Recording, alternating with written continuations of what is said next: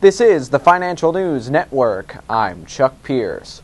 The growing social networking behemoth Facebook will likely go public in the first quarter of 2012 with a valuating that could top $100 billion, according to people familiar with the matter cited in an CNBC report.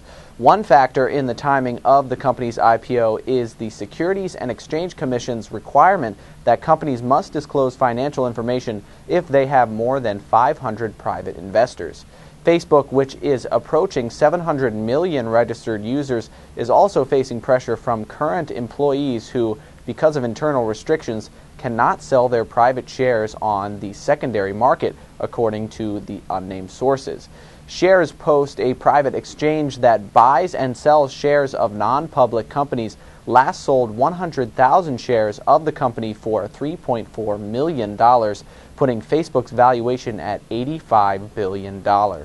In March, the investment firm General Atlantic bought 0.1% of Facebook, valuating the company at $65 billion, and the Goldman Sachs deal, worth $1.5 billion just 6 weeks before that, valued the company at $50 billion, meaning the value of the social networking's website had grown 30% in that short time.